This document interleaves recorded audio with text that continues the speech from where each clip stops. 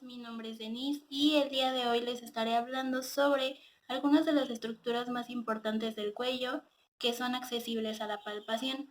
Dentro de todo esto estaré mencionando cosas como la columna vertebral, algunos músculos, su origen e inserción, entre otras cosas que ya iremos viendo a lo largo del video. Así que comencemos. La columna vertebral cervical está compuesta por 7 vértebras cervicales que están superpuestas y articuladas entre sí. Por otro lado, el dolor o las lesiones cervicales son más común de lo que parece y esto se debe en su gran mayoría a que tenemos hábitos posturales mal, como encorvarnos, y también puede ser causado por otras cosas como por ejemplo el síndrome de latigazo o tortícolis o algún otro síndrome doloroso que es de diferente índole, por así decirlo. La columna vertebral cervical se encuentra comprendida entre el hueso occipital y la primera vértebra torácica. También vamos a hablar sobre las apófisis espinosas de C6 y C7. Por un lado, identificar a la cervical 7 pues es muy fácil porque tiene una apófisis espinosa bastante prominente, y de la C6 a lo mejor no es tan fácil, pero se encuentra arriba de la C7. Al realizar una flexión de cuello, la apófisis espinosa de C7 se podrá observar mejor y al realizar la extensión del cuello ya no se notará. La apófisis espinosa de C6 se encuentra justo arriba de la cervical 7. Cuando se rota la cabeza hacia la derecha e izquierda, se puede identificar que la cervical 6 también se mueve. Otra de las estructuras importantes es el tubérculo posterior del atlas, el cual vamos a poder identificar en la parte posterior del cuello y pertenece a la parte occipital del cráneo. Para ubicar el tubérculo posterior del atlas, notaremos que hay una hendidura y en la parte superior una pequeña prominencia. Otra estructura que está cerca del tubérculo posterior del atlas es la apófisis espinosa del axis. De hecho, se encuentra debajo de la hendidura que les mencionaba hace un momento. Debajo de esa hendidura hay una estructura ósea que es a la que llamamos apófisis espinosa del axis. Es muy prominente y la podemos palpar poniendo nuestros dedos arriba de la estructura y realizando movimientos de flexión y de extensión. También identificaremos la apófisis transversa del atlas y del axis. Para identificar la del atlas, primero será necesario que identifiquemos dónde está la rama mandibular y el músculo esternocleidomastoideo, ya que esta estructura se encuentra justo en medio de esas dos. Y por otro lado, para ver dónde está la apófisis transversa del axis, pues es bastante sencillo porque está justo en el ángulo de la mandíbula. Una vez localizada la rama mandibular, podemos ver el inicio del músculo esternocleidomastoideo, el cual tiene un origen en la apófisis mastoides del hueso temporal, mientras que la apófisis transversa solo se notará en el ángulo de la mandíbula, porque es muy poco prominente.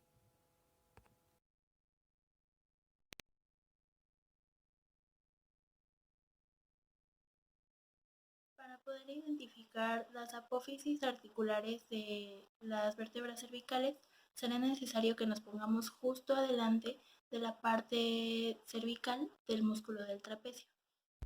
Entraremos en contacto con las apófisis articulares de las vértebras cervicales que se perciben al realizar movimientos de lateralización de cuello. Por otro lado tenemos al cartílago tiroides, que es el más voluminoso de todos los cartílagos de la laringe y se cree que es como una especie de escudo, ya que recubre por enfrente a todos los demás cartílagos. Y de hecho, si lo vemos de perfil, podemos notar que en la parte anterior del cartílago, en su línea medial, hay una prominencia que generalmente se ve más en los hombres que en las mujeres, y es a lo que llamamos nuez de Adán. Realizaremos una extensión del cuello para poder identificar al hueso hioides en la parte superior, el cartílago cricoides en la parte inferior y en la parte medial al cartílago tiroides. También tenemos al cartílago cricoides, que como había mencionado hace un rato, es uno de los cartílagos donde se inserta el cartílago tiroides. y de hecho este cartílago es el más caudal de todos los cartílagos de la laringe. Si realizamos una extensión de cuello será más fácil identificar al cartílago cricoides. Esternocleidomastoideo principalmente porque hace referencia a los puntos de inserción que por ejemplo, como ya había dicho hace rato, tiene un origen en la apófisis mastoides del hueso temporal del cráneo y tiene una inserción en la clavícula y otra en el esternón. También la contractura de este músculo provoca algo que es a lo que coloquialmente conocemos como tortícolis. El esternocleidomastoideo tiene un origen en la apófisis mastoides del hueso temporal del cráneo y dos inserciones, una en la clavícula y otra en el esternón.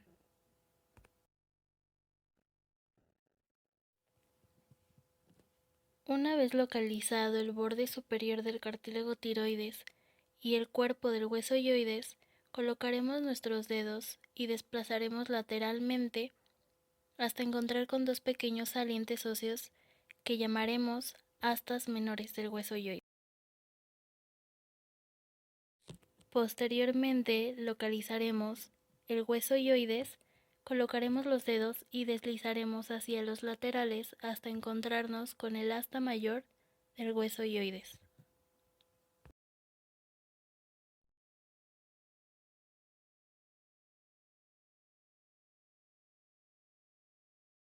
Ahora vamos a hablar sobre la porción distal de la cabeza esternocleidomastoidea occipital, que como ya les había comentado, el esternocleidomastoideo es un músculo que tiene dos inserciones. En este caso, se refiere a la inserción que es en la parte del esternón. También tenemos el desdoblamiento de la cabeza esternocleidomastoidea occipital, que básicamente se refiere al mismo esternocleidomastoideo, pero en este caso habla de dos tipos de tendones que, al igual que en la estructura anterior, se insertan en el esternón.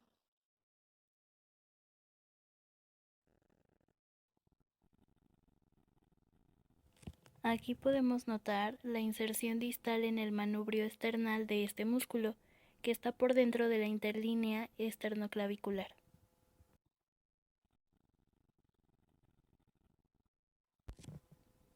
Para notarlo más fácilmente podemos pedir al paciente que haga una rotación contralateral.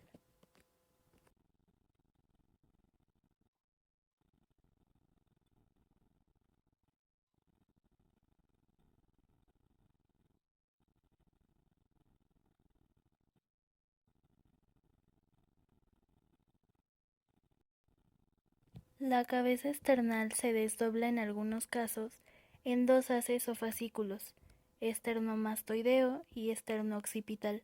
Los dos haces se insertan en el esternón mediante dos tendones bien diferenciados.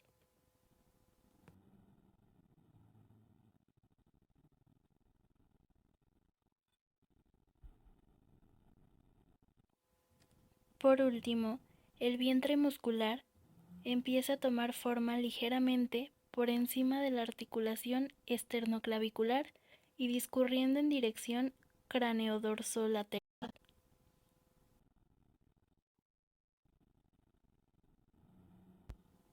Esta es muy parecida a la inserción distal de la cabeza esternomastoidea occipital.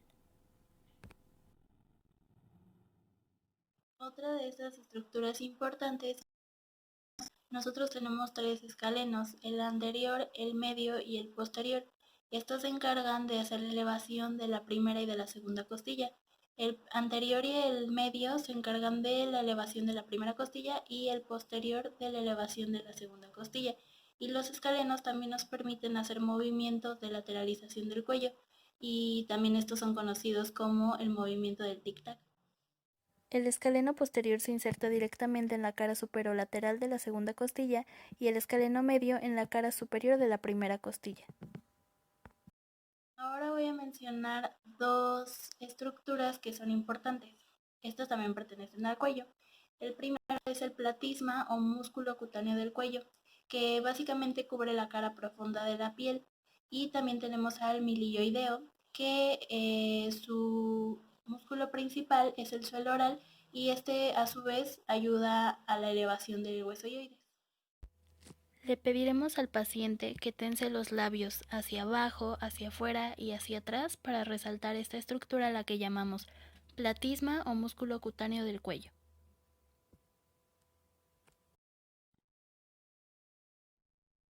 Esta estructura une la comisura labial y el borde inferior de la mandíbula por encima y por debajo se une con la piel de las regiones pectoral y deltoidea. Recordemos que el platisma cubre la cara profunda de la piel.